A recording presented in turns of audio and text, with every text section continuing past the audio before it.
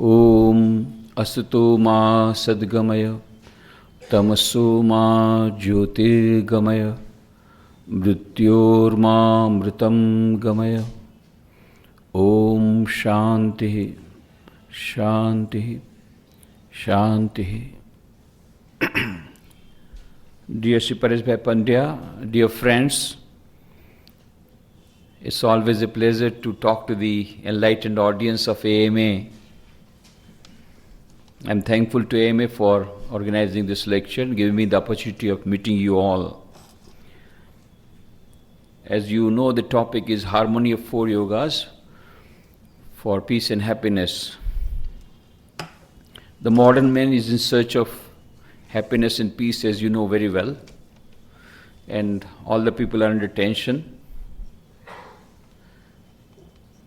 The whole world is undergoing transformation, and the other day I had told you that now the new concept is coming up, not the concept of GDP, but GNH, Gross National Happiness. Bhutan has made the way out. So previously it was compared, the GDP was being compared, now GNH. That means now they are recognizing that GDP alone cannot give you happiness. So Gross National Happiness Index. And everywhere now there are seminars coming out for happiness and peace, stress management programs, workshops, books, CDs. Happiness industry is the 5th largest industry in the world today. 5th largest industry. Can you imagine? All over the world, people are in search of happiness, and there are so many workshops, so many programs that are being held. I do not know whether they are getting happiness or peace or not, but at least those who are organizing programs, they are becoming richer. They are spending a lot of money in the name of happiness and peace workshop. That is true. So everybody is under tension. I asked a small girl, "How are you?" She said, "I am under tension." Huh? Such a young girl, you are under tension? I can understand about the tension of your grandparents, because any moment they may be sent to the old age home, they are under tension. I can understand. I can understand the tension of your elder brother because he is in 12th science. So 12th science means the war with Pakistan. Whole house is on fire. I can understand the tension of your father because any moment he may be given, VRS, voluntary retirement scheme, which comes compulsorily. Compulsory voluntary retirement scheme. Indirectly compulsory, because if you don't take this VRS now, you may not get the advantages. So it is indirectly compulsory voluntary retirement scheme. I can understand the tension of your mom, because managing the mother-in-law and then managing the children, management of husband, then management of food material, this purchasing the vegetables and dal, higher prices, managing the gas cylinder, so household management, and most important, the most difficult, management of the maid servant. Most of the housewives have got this problem. The greatest problem is maid servant. काम वाली मिलती नहीं है, मिलती तो टिकती नहीं है. So maid servant problem. So I understand. But why you are under tension? Then she says, "Swamiji, I am under senior KG now. Last year I was in junior KG. I got first class first. Now my mom says this year also you have to got first class first. So I am under tension." So competitive age. The whole world has become so much competitive. Because of this tough competition, this tension has come. Everybody under tension. Those who are poor students, they are under tension, whether they will pass or not. But those who are bright students, they are more under tension, 98, 99%. You get 0.01% less suicide immediately. So, richer, the more intelligent students are under more tension. Poor people are under tension, but rich people are under more tension. Old people are under tension, but the children are under more tension. So whether rich or poor, whether children, whether parents, whether teachers, whether from the developing countries or the developed countries, everybody is under tension. And everybody is in search of happiness and peace, which is not available. Because most of us have got this equation in our mind. H is directly proportional to M, where H is equal to happiness and M is equal to money. The greater the money, the greater will be the happiness. But is it really so? If statistical analysis of any clue, there are 3 countries in the world having highest per capita income: America, Japan and Sweden, and 3 countries having highest increasing rate of suicides. What are the countries? America, Japan and Sweden, and 3 countries having higher rates of increasing number of psychic patients. What are the countries? America, Japan and Sweden. So what is the equation? H is inversely proportional to M. Many books are coming out in America. The book by Derek Humphreys is very popular. The name of the book is The Final Exit, and the book is also Exit, not available. After a long search, I got a copy in a book form, in a book fair. I wanted to know what it is all about. Do you know what is written? How to commit suicide. Various methods have been given, novel methods of committing suicide, and the book is very popular. And the suicide rate is increasing very much in the developed countries, so-called developed countries where per capita income is high. So H is inversely proportional to M. But don't take a wrong message. That does not mean money is not required in our life. It is very much required. That does not mean economic development is not required. Very much required. Particularly for a developing country like India, we must have more per capita income, still better standard of living, still more money. But money and not money alone cannot solve all the problems of life. This we have to understand. That happiness and peace, if we really are thinking of long-term happiness and long-term peace, does not depend upon money. Because if you find out, what would you call it? Have you seen any rich person dancing on the street? But you find the poor people, if you give them little ice cream, they will start dancing in the street. They are so joyful, they are so happy. So happiness is not the amount of, does not depend upon the money, it depends upon the expectation, the fulfillment of expectation. If you are thinking, now many people are going under strike, many employees are going on strike because this pay commission, according to the latest pay commission, the increase is not much. But some people are very happy because they did not think that the pay commission will come at all after such a long time. So they are very happy, at least something has come. But other people, they were expecting much more. So it is a fulfillment of expectation. It is not absolute value. Happiness is not an absolute value. It is a relative value. If your fulfillment is there, then you feel more happy. One monk was there, 2 monks, they met there in Haridwar. So one sadhu was very happy. What is the matter? Oh, I came from Bandara, this and that. Second also said he was very morose, and he had also gone to the same Bandara, but he was very morose. Then he asked, how much you got? He said, I got 50 rupees. And I had expected 100 rupees at least because he is such a rich man. So he was not happy. As you know, Dakshina. The other person, he was very happy. How much you got? He said, I also got 50 rupees. But you are so happy. He said, I knew this fellow is very miserly. I expected only 10 rupees, but I have got 55 times more. So it is the expectation, how much you fulfill, that depends, so it's a relative term. So we are thinking that once we get money, we'll get happiness.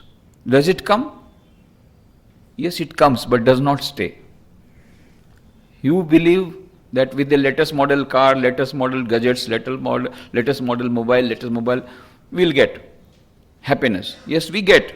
But after 2 days, when the neighbor gets another later model car, gone. Happiness gone. So it does not stay. So why we are not getting real happiness and peace is because we are searching at a wrong place. An old woman was searching something, and then a person said, "Why are you so much anxious? What it is all about? देखो बेटा मेरी सुई गुम गई होगी. I lost the needle." तो उसमें रोती क्या है? चलो मैं तुमको मदद करता हूँ. Some gentleman came, started searching the needle. He also did not get it. Then there was a tube light. कहाँ खो गई थी? Where did you lose it? The old woman replied, "Oh, भीतर के कमरे में." हैं? Inside that room, you lost it and you are searching here. बेटा वहाँ अंधेरा है ना, यहाँ प्रकाश है, इसलिए यहाँ ढूंढ रही हूँ. This is the story of all of us. We are searching for happiness and peace in the latest model car, latest model gadgets, latest model house, latest model dresses. But the source of infinite joy, infinite happiness, according to Vedanta, is inside each and every one of us. Nityo nityanam, chetanas chetananam, eko bahunam yo vidadhati kaman, tam atmastham yenu pashyanti dhira, tesham shanti shashvati netaresham. Says the Kathopanishad, inside each and every human being, there is a center of consciousness. Nityo nityanam, eternal, inside the eternal self, there is the eternal supreme self. Chetanas chetananam, inside the consciousness, there is a supreme consciousness which is permeating the whole world and controlling the whole world. The person who experiences this supreme reality, this supreme consciousness, to him only belongs eternal happiness and peace, to none else. Nityo nityanam, chetanas chetananam, eko bahunam yo vidadhati kaman, tam atmastham yenu pashyanti dhira.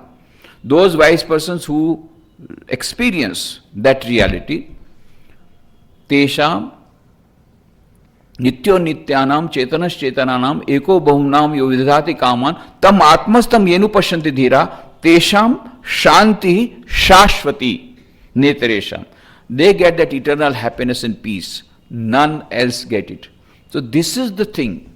We are searching for a wrong place. So that is why Kabir says, "Moko kahan tu dhunde bande, मैं तो तेरे पास में, खोजोगे तो अभी मिलूंगा पल भर की तलाश में."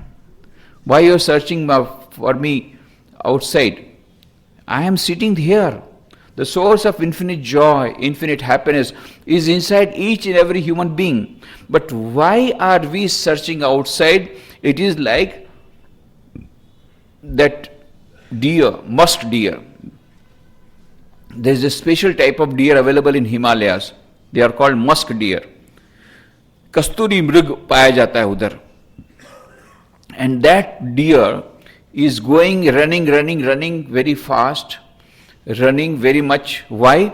Because from somewhere it is getting the smell of kasturi, musk. That is called musk deer. So it is going on, and so much it is running, then it falls down and dies. Afterwards it is found out that musk was in the novel of the deer itself. नाभि कमल में है कस्तूरी, वृथा मृग फिरे बनकारे, बिन सदगुरु नर ऐसे ही ढूंढे, जैसे फिरे पशु बनकारे. We are all like that musk deer, running madly after happiness and peace, not knowing that the source of infinite joy and infinite happiness and infinite peace inside every one of us. And yet we are searching for that happiness and peace in outside objects. That is the paradox of it. That is because we have not developed our SQ.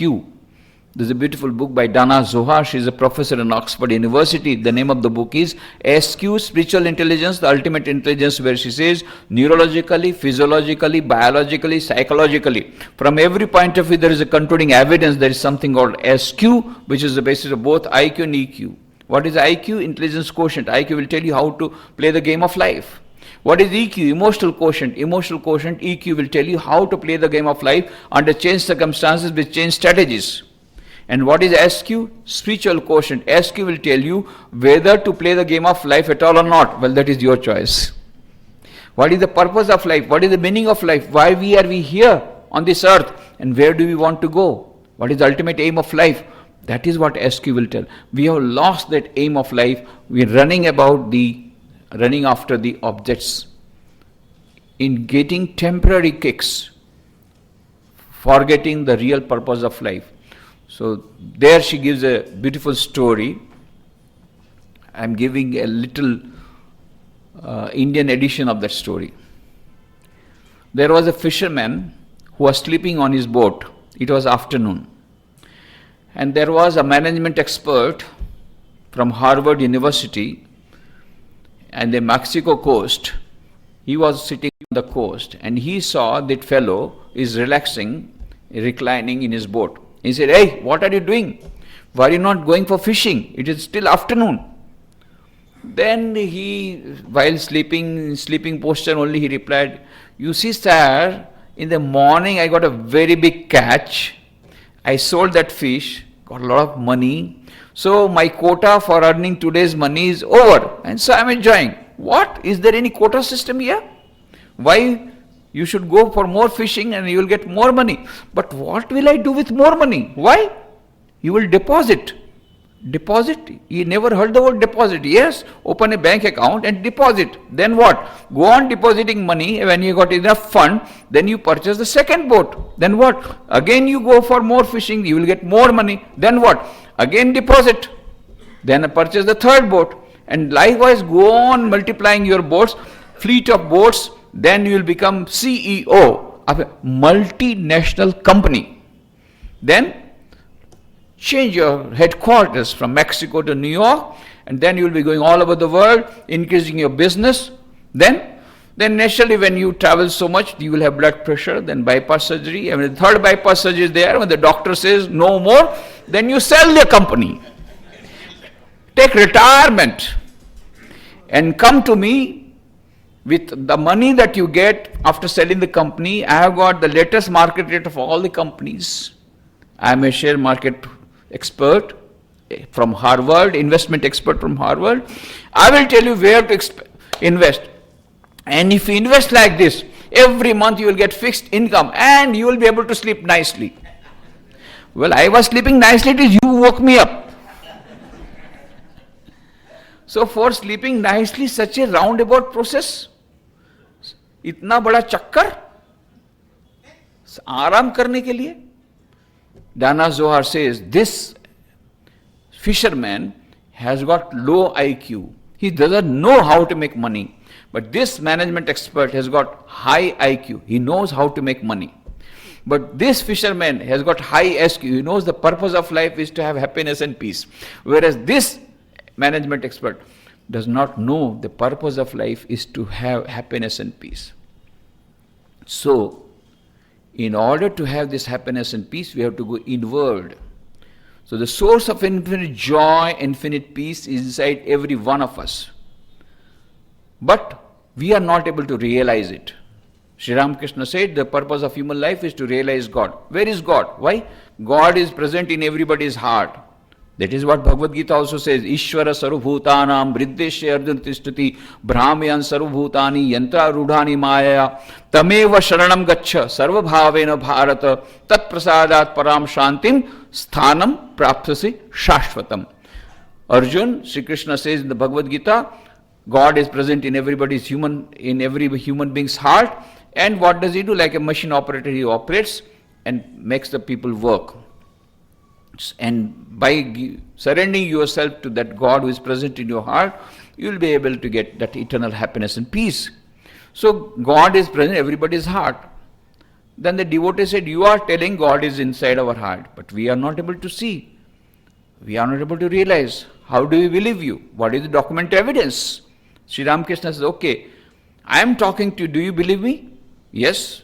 Why? Because we are seeing you. You are talking. We are seeing with our own eyes. And that is why we can say, yes, you are there. Then immediately Sri Ramakrishna had a little cover like this. He covered his face with the cloth. And he said, can you see me now? No. That means I am not here? No, you are there. You see, you just now told, if you can see, then you are here. If you cannot see, he is not there. But you are not able to see. So I am not there. No, you are there. Then why you are not able to see? Because there is this cover. This is the real secret. The source of infinite joy, infinite happiness, God, the Supreme Self, is inside each and every human body's heart. But we are not able to realize Him. He is very near to us, very near. But we are not able to realize because there is a screen covering the screen of ignorance, covering the reality. That is why Kabir says, घूंघट का पट खोल रे तोहे पिया मिलेंगे, कटुक वचन मत बोल रे तोहे पिया मिलेंगे. Remove this covering, then only you will get that beloved God. Infinite happiness, infinite joy, infinite peace you will get, but you have to remove the covering. How to remove the covering? So that is why Swami Vivekananda gives the gist how to develop this SQ, how to remove the covering. He says beautifully in his book on Raj Yoga, the gist of the whole thing. Each soul is potentially divine. The goal of human life is to manifest this divinity within by controlling nature external and internal. Do this either by work or worship or psychic control or philosophy, by one or more or all of these, and be free. This is the whole of religion. Dogmas, rituals, worships, temples, churches, mosques are but secondary details. Inside each and every human being, there is the soul, having infinite joy, infinite happiness, infinite peace. Esha sarveshu bhuteshu gudo atmana prakashate drishyate tvagraya buddhya shukshmaya shukshmadarshini, says the Kathopanishad. Inside every human being, that is the Supreme Self, having infinite reality, having infinite joy, happiness is there, infinite knowledge is there. But we are not able to see because there is a covering. So we have to remove the covering. It is not that we have to import that reality, that divinity. Each soul is potentially divine, but potentially divine. The goal of human life, remember the word goal. Always you remember the quotation of Swami Vivekananda, arise, awake, and stop not till the goal is reached. Everybody is making the meaning of that goal in his own way. Somebody wants to pass MBA, my goal is to pass MBA, arise, awake, and stop not till the goal is reached. Very good. Somebody wants to go to Mount Everest. Okay, arise, awake, and stop not till till Mount Everest is achieved. But what is the real goal? Swami Vivekananda says, the real goal of every human being is infinite knowledge, infinite bliss, infinite happiness, infinite peace. That is the goal. So this sentence Swami Vivekananda has taken from Kathopanishad. The real sentence is like this: Uttishtata jagrata prapya varan nibodhata Shurasya dhara nishita duratya Durgam pathas tat kavyo vadanti Uttishtata jagrata prapya varan nibodhata.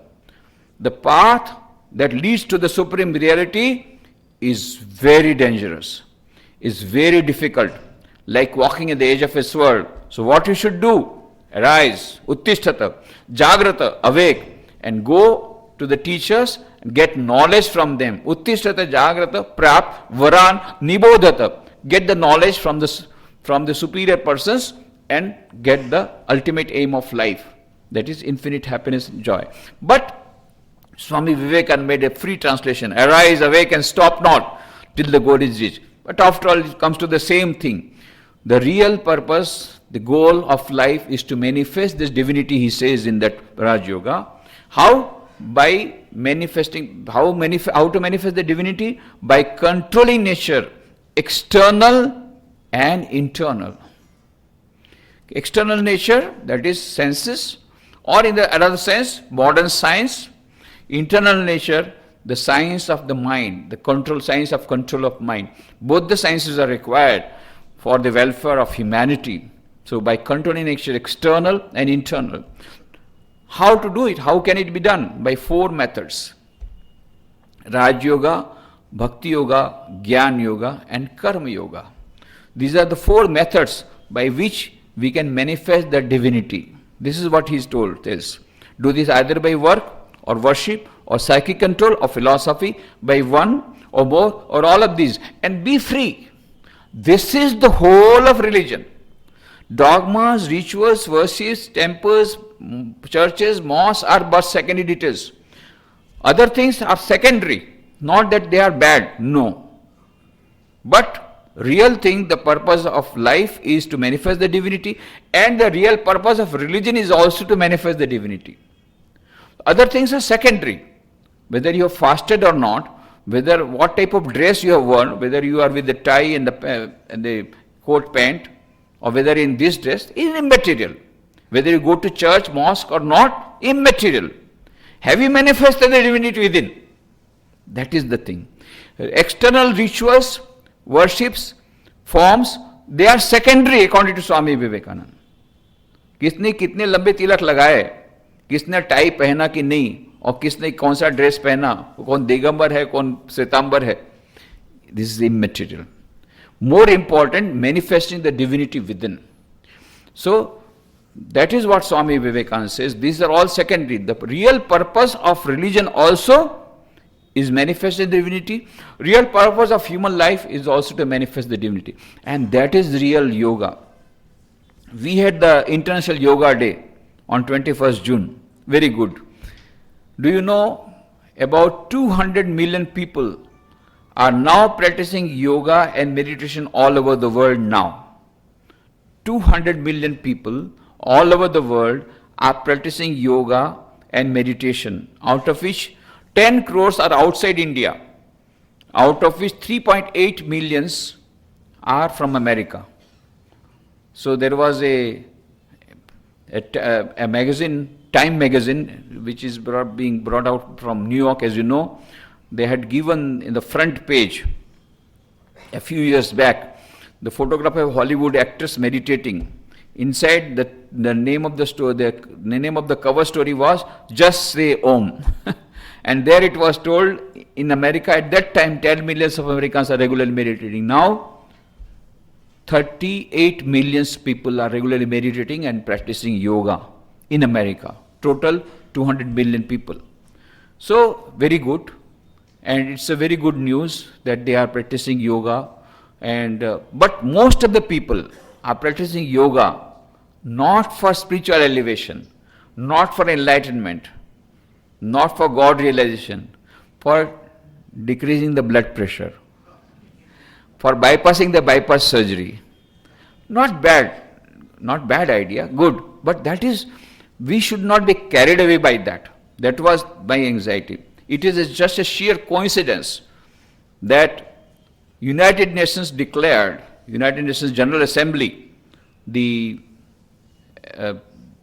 resolution was passed on 11th of December 2014. So the news reached here on 12th December 2014, because you know there is a 12 hours of gap between America and India. So 12th morning we received the news that United Nations General Assembly has passed the resolution which was originally put forward by the Prime Minister of India on 24th September when he went to United Nations during his speech.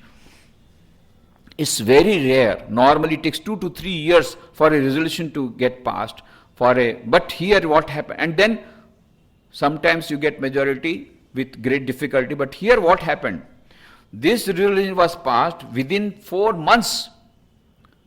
On 24th September, the Prime Minister of India put the resolution.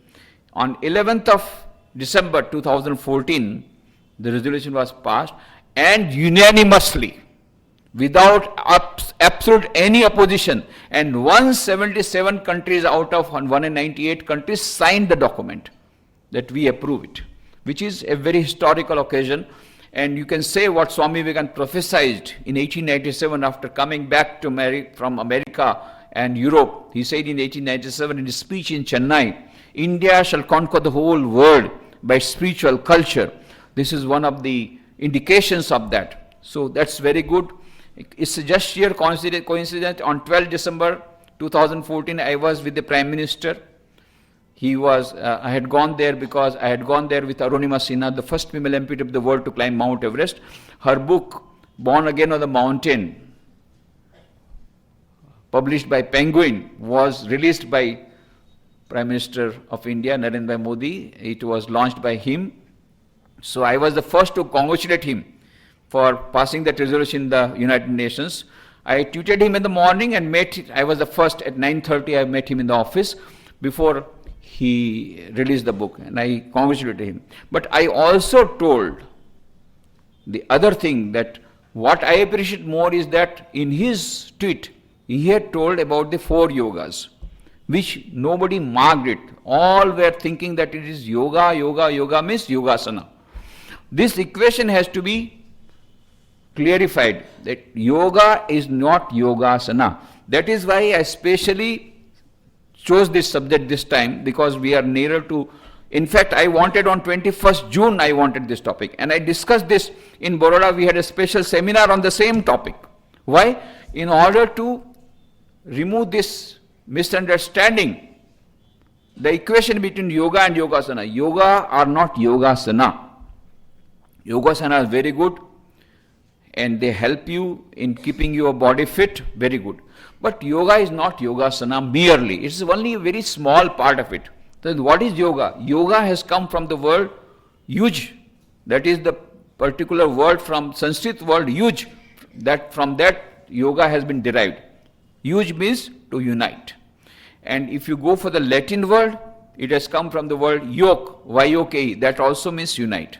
So whether you take Latin as the root, whether you take Sanskrit as the root is yoga means to unite.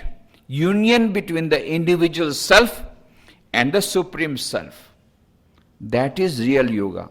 And that gives you not only lowering of blood pressure, not only bypassing the bypass surgery, not only improvement of health, not only increase of number of years, but it gives you infinite joy, infinite happiness, infinite bliss, infinite knowledge, eternal life. That is real yoga. So we have to remember this. Yoga means the union between the individual self and the supreme self. Yoga means union with the ultimate reality. Yoga means union with infinite knowledge, infinite bliss, and eternal life. No more death. You are not afraid of death. If you really become a yogi, not only that you get improvement of health, but you conquer death. That is the real purpose of yoga. Now, there are 4 methods of this yoga. Because Swami Vivekananda says, we do not have to import the Supreme Self from outside.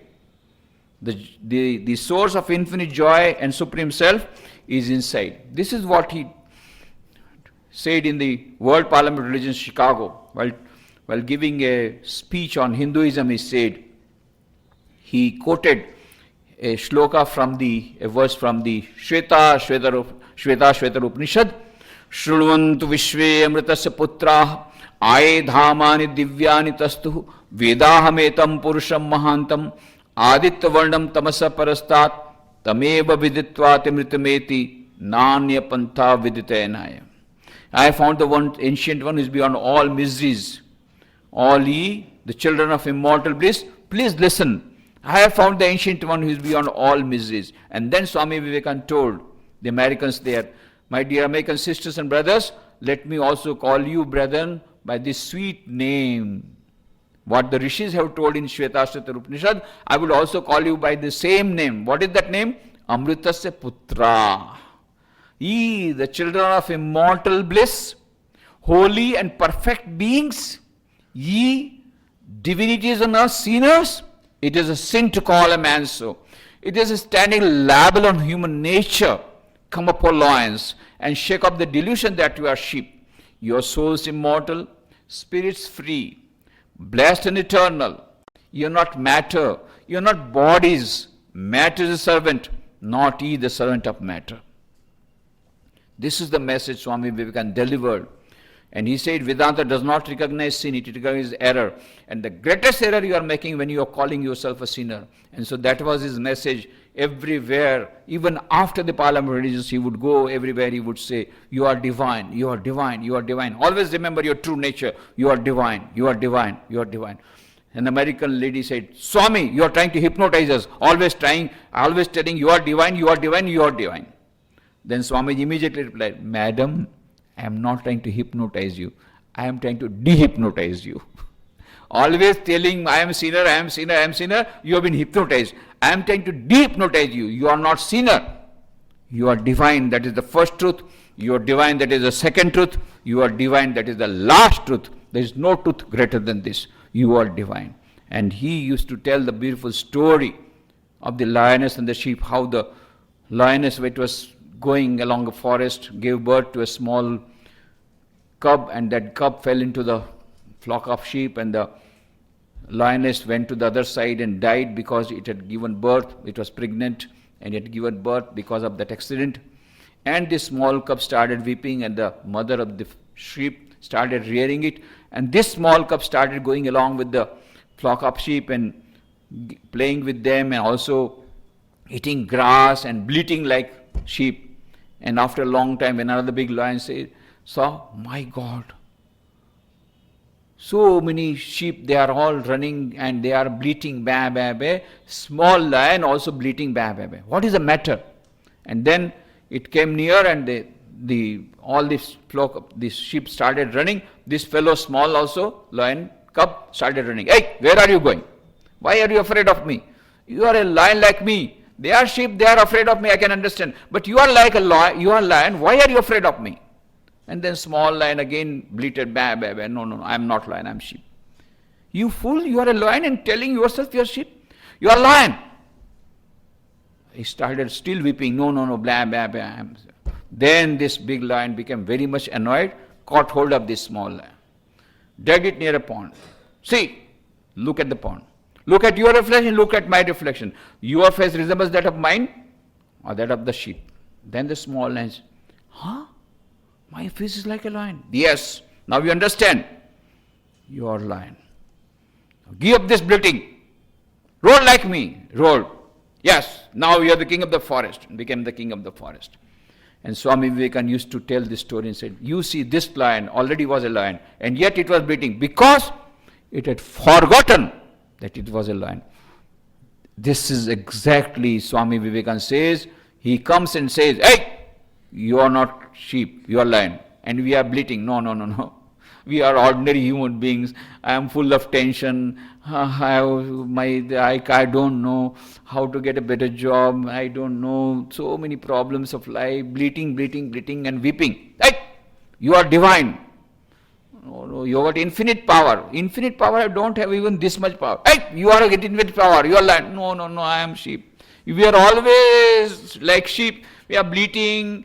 I am under tension. I am helpless. Nothing will happen to me. What to do? I want to commit suicide. This is all story of. Hey, you are divine. No, I am not divine. You are lion. No, I am sheep. Then afterwards, Swami Vivekananda says, you fellow, you are not listening to me. Come. He directs us near a pond. Look at your reflection. Meditate. And when you meditate, you will find inside, oh my God, I have got infinite power. So meditation is the process whereby Swami Vivekananda tells, you remember your true nature. And once you see that, oh, I am lion, all problems solved. At one stroke, all problems solved. Because you are sheep, you are thinking yourself says, series of problems. But when you are a lion, no problem. So always remember, Swami Vivekananda says, ye the children of immortal bliss, holy and perfect beings, ye divinities and us sinners, it is a sin to call a man so. It is a standing labor on human nature. Come up, O lions, and shake off the delusion that you are sheep. Your souls immortal, spirits free, blessed and eternal. You are not matter, you are not bodies. Matter is a servant, not ye the servant of matter. This is the message that Swami Vivekananda gave. And that is why those Americans, they got so much of solace, they were suffering, thinking themselves as sinners. Swamiji says, no, you are lions, you are not sheep. He gave them the message of divinity. And not only that, he also gave them the message how to manifest their divinity. He gave lectures, so many lectures, 30 lectures on these 4 yogas, Raj Yoga, Bhakti Yoga, Gyan Yoga, Karma Yoga. There's a beautiful book by Eleanor Stark. She has written the book, The Gift Unopened. She says, in America we are suffering so many suicides, so many becoming schizophrenic. On an average, at least one person in every family in America are going regularly to a psychiatrist. 25% of the people are having regular patients, psychic patients in America. 42% of the Japanese people of 44 years and age and above are suffering from mental disorders. Why are we suffering? Eleanor Stark says, because we have not opened the gift. Swami Vivekananda gave us the gift of four yogas. How to regain our empire. He has given everything. But that gift remains unopened. Let us open the gift. What is that gift? Gift of 4 yogas. 30 lectures Swami Vivekananda gave. Let us remember those lectures. Wonderful lectures. He says there are 4 methods. Raj Yoga, Bhakti Yoga, Gyan Yoga, Karma Yoga. He has given elaborate explanation of those 4 yogas. That is the gift that Swami Vivekananda has given to the modern humanity. But unfortunately we have not opened that box. Let us now open that box. Let the gift of the box not remain closed. Let us open it. What is that gift? 4 yogas. The path to emancipation, regaining our lost empire of divinity. He says all these 4 yogas are independently capable of leading you to the supreme reality, leading you to eternal happiness and peace. Raj Yoga, Bhakti Yoga, Gyan Yoga and Karma Yoga. What is Raj Yoga? Raj Yoga is the royal path. Ashtanga Yoga also it is called. Patanjali Yoga Sutra, if you find, Swami Vivekananda, for the first time in the history of the world, Swami Vivekananda wrote English commentary on the Patanjali Yoga Sutras. He was the first person to export Veda Raj Yoga to America. He for the first time translated Patanjali Yoga Sutras and he gave to the world. But more than the translation of the Patanjali Yoga Sutras, the introduction to Raj Yoga is superb. Go through Raj Yoga. What a scientific explanation of that Raj Yoga Swamiji has given for the modern mind. Go through that. Many people's lives have been changed, have been transformed by reading the book Raj Yoga. In the introduction, Swamiji has given the scientific explanation of religion and spirituality for the modern man. And then he has given the Patanjali Yoga Sutras translation. So basically, the Ashtanga Yoga is 8 limbs of the yoga. Yam, Niyam, Asan, Pranaya, Pratyahar, Dharana, Dhyan and Samadhi. Yama is 5. Satya, Asteya, Brahmacharya, Aparigraha, Ahimsa. And 5 niyamas. Shauch, Santosh, Tap, Swadhyay, Ishar Pranidhan. So Yam, Niyam, Asan, Pranayam, Pratyahar, Dharana, Dhyan and Samadhi. The 8th step is Samadhi. So we have to go through the process of 8 limbs. We have to go through the Yam and Niyama. Nowadays many people, they want instant Samadhi. They want instant coffee, instant success and instant Samadhi also, and there are people who are ready to give also instant Samadhi. There are people, $500 instant Samadhi. What do you mean? The 8th step is Samadhi. The first step is Yam. What is Yama? Satya, truthfulness, very difficult nowadays. That is old principle was Satyameva Jayate. The new formula is Asatyameva Jayate. Modern age. So Satya I cannot follow. Asteya, non-receiving of this non-stealing. Yes, that is good. I do not steal. कोई चोरी तो मैं नहीं करता हूँ. Tax चोरी थोड़ा सा करता हूँ. टैक्स चोरी तो सभी लोग करते हैं, मैं भी करता हूँ. टैक्स चोरी तो करता हूँ. और बातों की चोरी थोड़ा करता हूँ. भावों की चोरी थोड़ा करता हूँ. बाकी कोई ज़्यादा चोरी नहीं करता हूँ. तो चोरी अस्तेय भी नॉट पॉसिबल. ब्रह्मचर्य छोड़ दो, पुराने जमाना यार छोड़ो. अभी तो जमाना आ गया डिवोर्स का. अभी मैरिज को टिकाना ही मुश्किल है. कंटिन्यूस की तो बात छोड़ो. ब्रह्मचर्य, अपरिग्रह, संग्रह नहीं करना. हमको तो बहुत अच्छा लगता. पूरा का पूरा मॉल घर में ले आना ही अच्छा लगता है. तो that is also not possible for us. We want more and more things to be stored up in our store. The more things come, then we want a better, more house, because there is no place for us to stay. All the items are so many that now we have to have another house, bigger house for our lodging. So, Satya, Asteya, Brahmacharya, Aparigraha, and non-receiving of gift. We want go only for gift scheme. And Ahimsa. Ahimsa theek hai, non-violence, because like America, 74% of the people are carrying guns. We are not carrying guns. But of course, we have AK-47 here. My God, just one shot, and for whole life he will remember what I have said. This AK-47 is there. So, Ahimsa also not possible. Yama not possible. Niyama, Shauch, cleanliness inside and outside. House PM is doing a lot of campaign, cleanliness campaign and Swachh Bharat Abhiyan. Still, it will take a long time. So cleanliness, Shauch, cleanliness outside, inside. Santosh, contentment. No, we are never for contentment. We tell our youngsters, you should be ambitious and you must become millionaire within one overnight. करोड़पति बनना है सबको. एक रात में करोड़पति बनना है. Not 2 nights. एक रातों रात करोड़पति बनेगा तब तो तू ठीक है. We are teaching our children, become ambitious. और आगे और आगे और आगे. संतोष नहीं करना, बिल्कुल संतोष मत करना.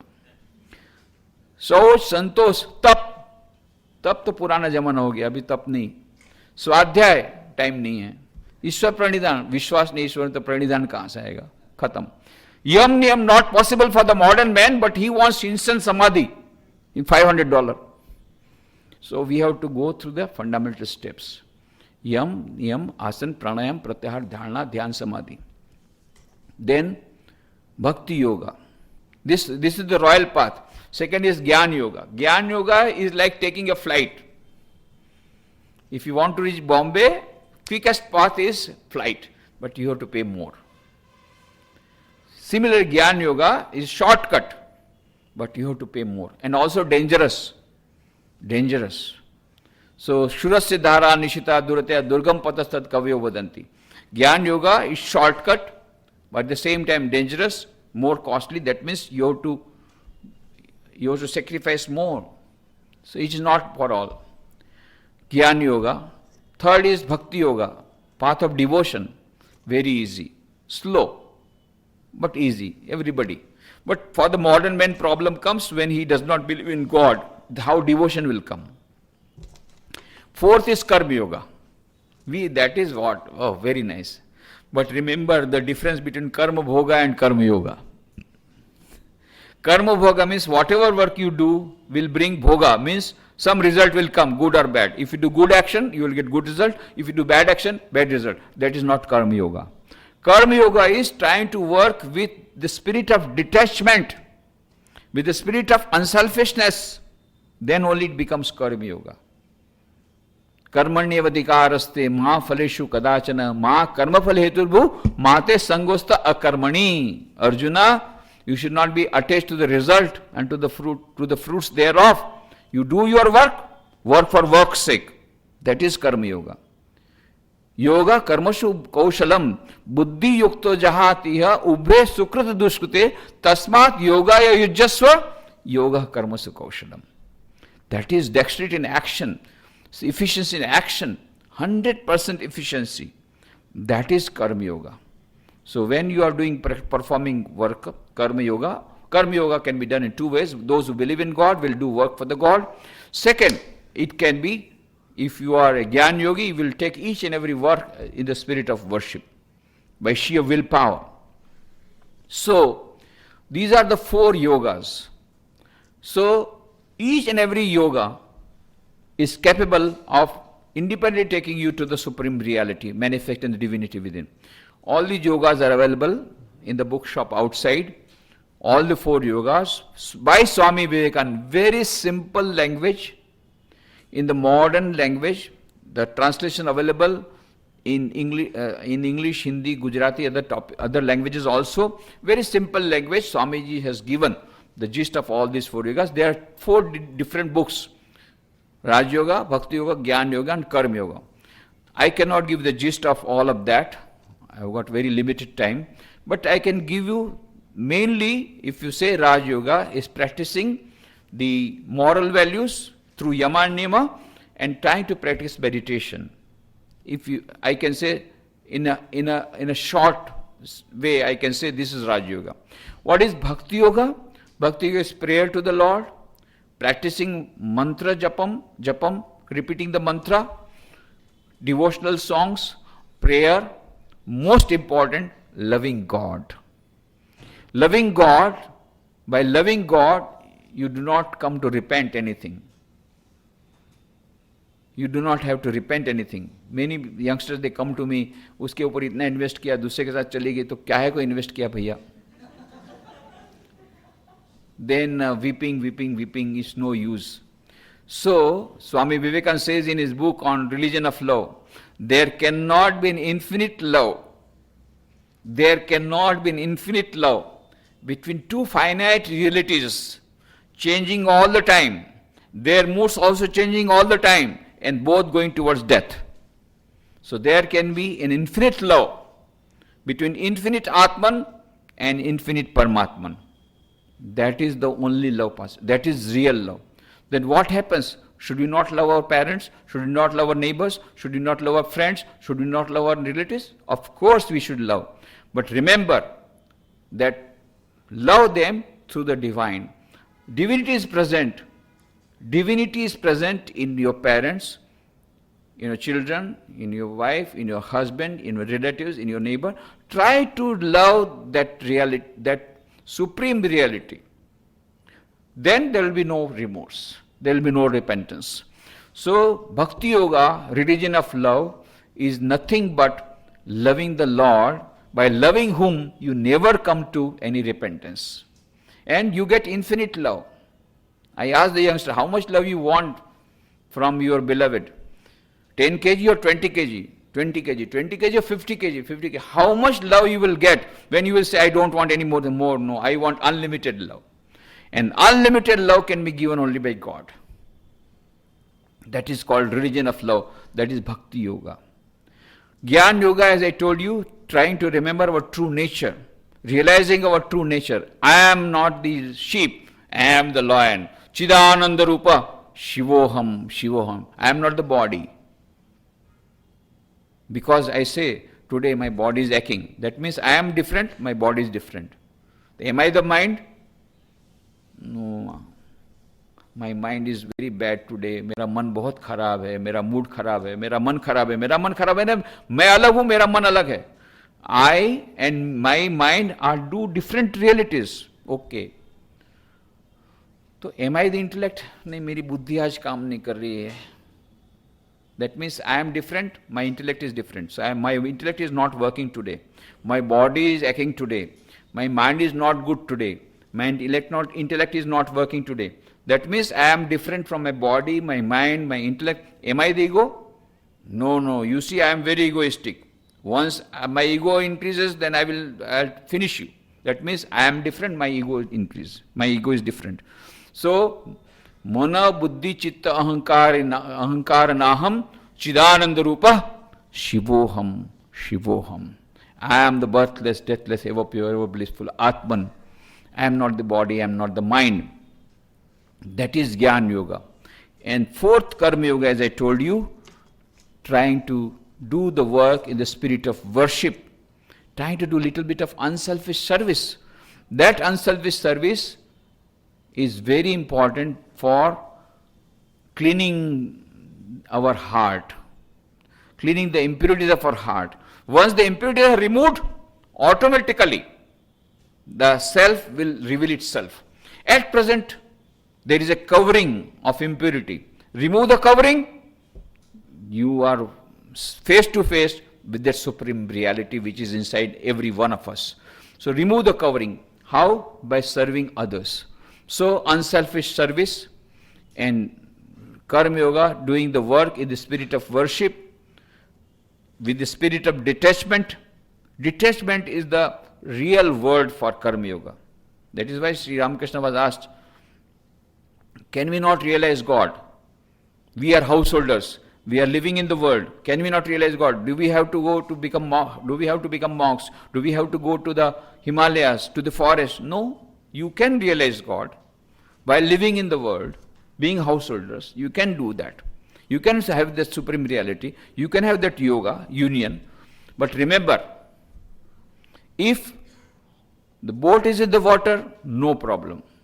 If the water is in the boat will sink. संसार में रहो, पर संसार तुम्हारे मन में न रहे. So remain in the world with the spirit of detachment. How to remain detached? Beautiful examples given by Sri Ramakrishna. बड़े घर की दासी के समान रहो, बड़े घर की काम वाले के समान रहो. Live like a maid servant. बड़े घर की means rich houses. In the rich houses there is a maid servant. So what does the maid servant do? The maid servant looks after so many items of work, because the सेठानी तो कुछ कर नहीं सकती, मोटी हो गई खा के पिए. So the whole work is done by the maid servant. काम वाली सब काम करती. सेठानी का छोटा बच्चा है, there is a small child, उसको भी वो काम वाली उसको संभालती है. बेटा हरी नहा ले, बेटा हरी खा ले, बेटा हरी चल स्कूल चल. And that small boy Hari also is becoming so much friendly, becomes so intimate with that maid servant. But one thing is there, though this small child has very much attached to this maid servant, much more than attachment to his own mom, but this maid servant is not attached to this small child. Why? Whenever this maid servant telling बेटा हरी नहा ले, बेटा हरी खा ले, बेटा हरी school चल, वो जानती है ये मेरा हरी नहीं है. मेरा सचमुच का हरी तो वहां झुपड़ी में बैठ के रो रहा होगा. That maid servant does not forget at any time of the time, at any time, that my real child is in the village and this boy is different from my son. So a time comes when the owner of the house says, get out. Why you have broken my new plate? I had brought from Japan, such a costly plate you have broken, get out. And the maid servant goes away happily, because she will immediately get another job. But very difficult to get maid servant. Afterwards this mistress, she weeps, my God. Afterwards she cannot work, and back pain, physiotherapy bill of 10,000 rupees, and this plate was only 500 rupees. Afterwards she remorse, why did I tell her get out? So afterwards she repents, but this maid servant never repents, because immediately she gets another job. And she is not absolutely unhappy for leaving this small child. This small child weeps without her, because that child is attached, but she is not attached. Why? Because she knew this child is not mine. My child is different.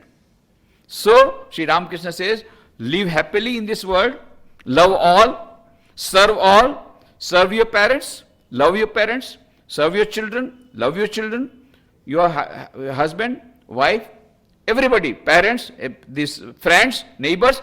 Remember, none of them belong to you.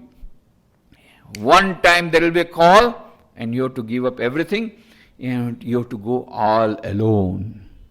You have to go to the real God. And all these are not going to accompany you. So that spirit of detachment, that is Karma Yoga. So Swami Vivekananda was asked this question. All these four yogas are independently capable of taking us to the supreme reality.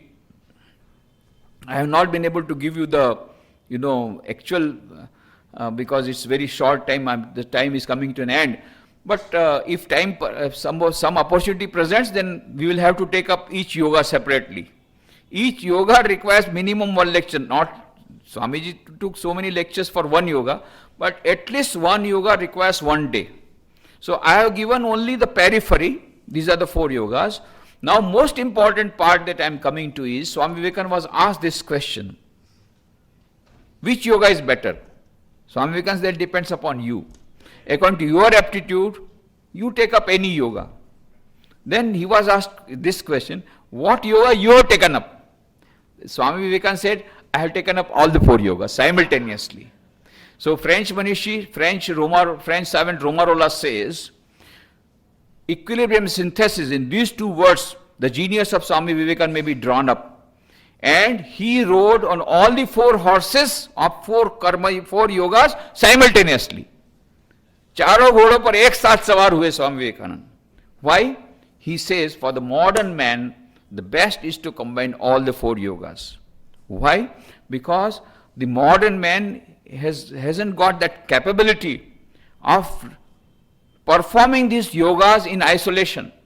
For example, Raj Yoga is concentrating the mind, is meditating. But when you start meditating, many people come and tell, Swamiji, थोड़ी सी private बात बोलनी है. I want to share a private thought with you. Yes. जब ध्यान करने बैठता हूँ, उटपटांग बहुत सारे विचार आते हैं जो पहले नहीं आए थे, उस ध्यान के समय ही आते हैं. मैं बोला, भैया इसमें प्राइवेट बात नहीं है, ओपन सीक्रेट है. सभी लोग मुझे आकर यही प्राइवेट बात बताते हैं. और यदि कोई बोलता है कि बैठ के ध्यान करते समय एकदम समाधि में मन चला जाता है, तब मुझे डर लगता है कहीं कोई मेंटल हॉस्पिटल का केस आया कि नहीं. Because this is natural. To concentrate the mind is very difficult. And even Patanjali says, सतु दीर्घकाल निरंतर सत्कारा सेवित दृढ़ भूमि. To concentrate mind is very difficult. Swami Vivekananda says, mind is like a monkey, very difficult. He gives the example.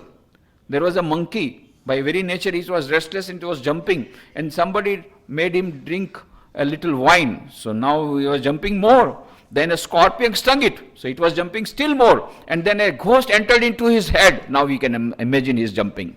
Similarly, he says, this is our mind, always like a monkey, jumping, and then we are taking that wine of desire. I want to have this house, I want to purchase this house, I want to go to this job, I want to apply for this one. More every day, thousands of desires. Wine, drinking wine. Wine of desire we are taking so much, still more jumping. And then scorpion of jealousy stings it. Jealousy, still more restless. And then the ghost of ego. Don't you know who am I? I'll take you to the task. Ego comes, still more restless. With this restless mind, very difficult to meditate. That is what Swami Vivekananda says. Sri Krishna says, very difficult. When Arjuna told in the Bhagavad Gita, Arjuna, he was such a person, an expert who could shoot the eyes of the fish looking at the reflection.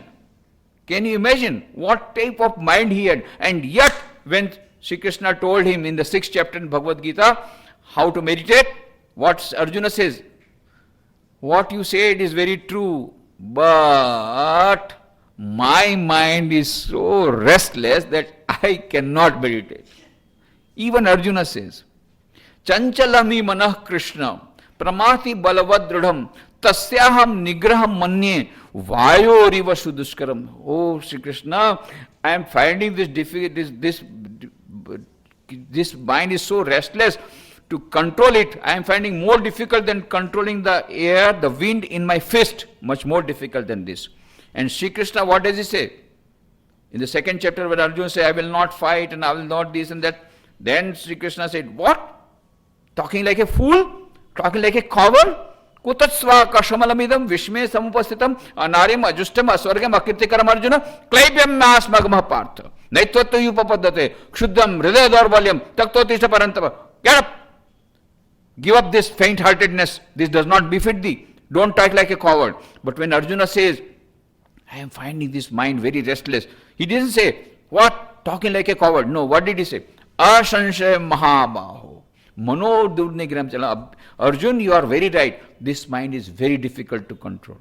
But then he says, but not impossible. Abhyas enuta kaunteya vairagya grihate. With abhyas and vairagya, abhyas means repeated practice. Practice makes a man perfect. Practice, abhyasa, vairagya, detachment. With these two things, impossible becomes possible. You will be able to control the mind.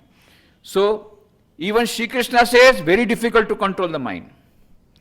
Swami Vivekananda says, very difficult to control the mind, like a monkey. Patanjali says, very difficult to control the mind.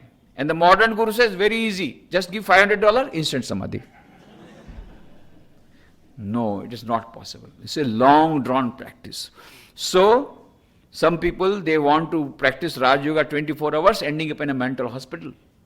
So, Swami Vivekananda says in Raj Yoga is very difficult. It's a very nice yoga, royal path, but do not practice this Raj Yoga without the personal guidance of a spiritual teacher. Otherwise, there is every possibility of ending up in a mental hospital.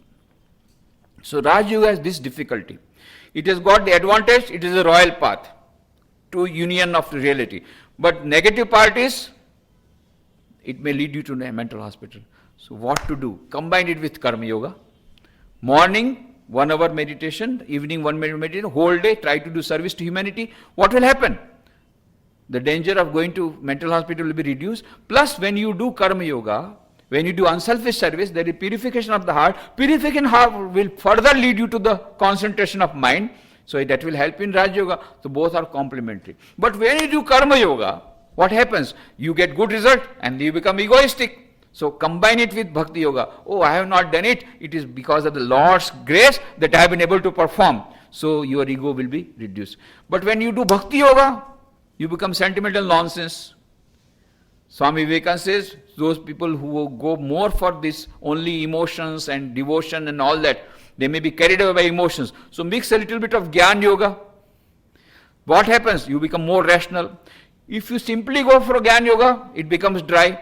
Mix Gyan Yoga with Bhakti Yoga, it becomes sweet. And Bhakti Yoga also becomes little more rationality. It becomes more rational. There is no sentimental nonsense. So when you combine all the 4 yogas, you combine all the good qualities of all the 4 yogas and you get rid of all the dangers of the 4 yogas. So best is to go for the combination of 4 yogas. And in the modern management field, they say, if you want to survive, you must go for productivity. And if you want to go for productivity, what you should do? You should go for maximum utilization of all the resources. Then only you can increase productivity of an organization. Similarly, Swami Vivekananda says, we have got so many faculties. Let us try to utilize all the faculties. We haven't given hands. So with these hands, let us work for God. That is Karma Yoga. So we have also got the mind. With the mind, let us meditate on God. That is Raj Yoga. But we have also got the intellect. With the intellect, let us rationalize what is reality, what is real and what is unreal. That is Gyan Yoga.